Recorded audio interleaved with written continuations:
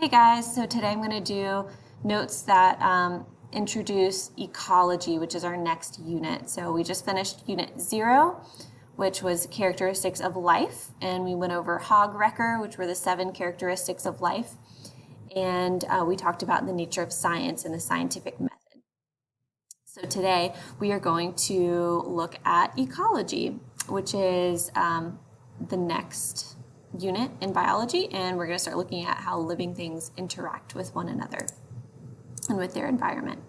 So ecology is the study of interactions between organisms and their environment. So organisms and their environment. Organisms are any living thing, right? So anything that's living, anything that abides by hog wrecker. An environment is can be a few different things. Usually environment means all of the living and non-living things together. Okay. So we're going to go over the levels of organization now, starting with levels of organization in the living world and for ecology.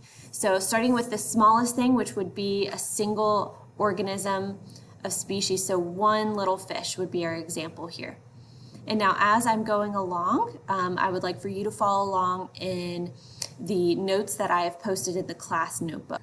So again, I would like for you guys to follow along in the class notebook assignment, which are going to be your guided notes that you should be taking as I'm going through this PowerPoint. So the first level of our organization of the environment is an individual. So that's just one single organism, an individual. The next, if you add lots of individuals together, you get a population. So they're all the individuals of one type of species in an area. So if this is a goldfish, then all of these guys have to be goldfish too for it to be considered a population. If you add the next level, then we have our community. So community is all types of living things that are in an area, all of the different species. So we've got our goldfish, we also have a crab, another living thing. We have some seagrass, so plants are living things too. We have a different type of fish right here, and then we have a jellyfish. So a community are all the living things, all the species, plants, animals, bacteria, fungi, all of them in one specific area. That is a community. So we had individual, one goldfish, population, lots of goldfish. Community would be all of the different species, so all of the goldfish, crab, anything living in that area. Next we get to ecosystem. An ecosystem are all of the abiotic and biotic factors in an ecosystem. So let me show it here first. So our next one would be, community were all of the living things. So these were just the living things. This is living and non-living, living and non-living. So some of the non-living things would be water. Water is not living. Living things need water, but water itself is actually a chemical. It's just H2O. Rocks are sediment, so that's also not living. It's, they're just, they're minerals and molecules that add up together to create compounds. They don't follow hog wrecker. So again, an ecosystem are biotic,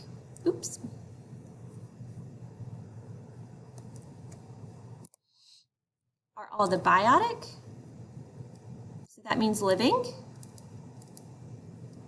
and abiotic, which is non-living. My L's look like E's sometimes, people have told me. It's a cursive L, sorry. So living, non-living factors that interact and make an ecosystem. An ecosystem are the living and non-living things, okay? And if you notice, I've repeated that a few times because it's important to know. So, individual, population, community are all the living things, ecosystem are the living and non-living things, and then we'll move on to A biome. So the biome is a little bit bigger, okay? Biome has basically has multiple ecosystems in it, so it's a little bit bigger. It's a large geographical area with similar climates and organisms. So similar climates and organisms which interact. And then a climate, this is the definition of a climate. Climate is the average year after year conditions of temperature and precipitation where you live.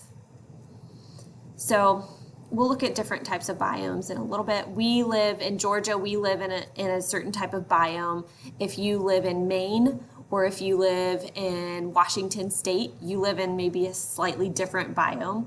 If you live in Portugal, or if you live in France, you're going to be in another different type of biome, okay?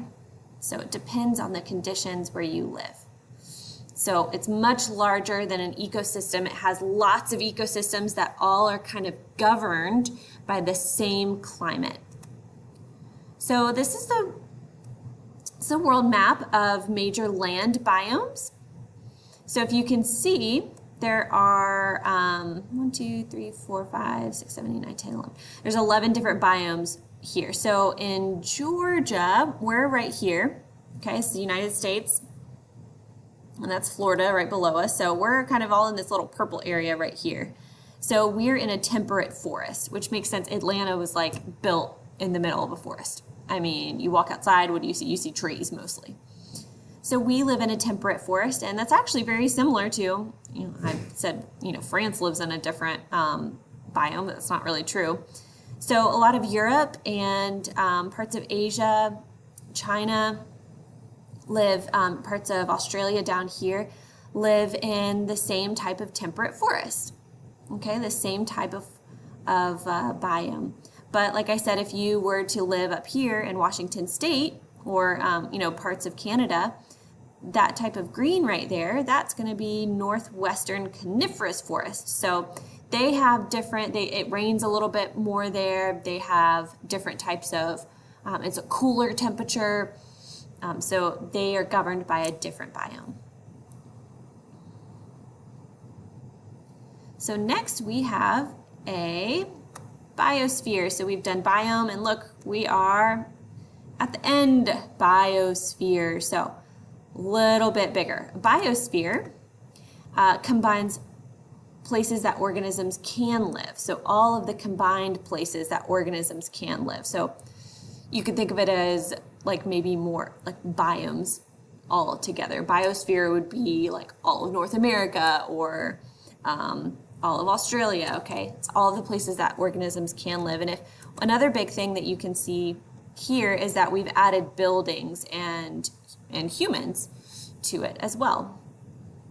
Okay, it also includes the sun, more atmosphere, okay? So birds, would be able to live in a little bit more, like a larger range. Humans can live in a larger range.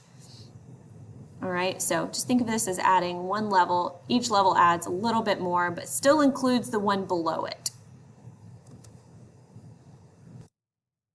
All right, so now what I want you guys to try is in your workbook, hopefully you've been following along, or instead of workbooks, it should say on your worksheet in your class notebook.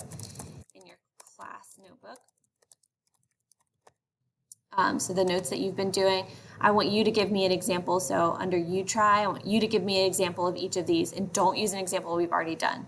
So give me an example of organism, population, community, ecosystem, and then biome. And so hit pause and do that right now.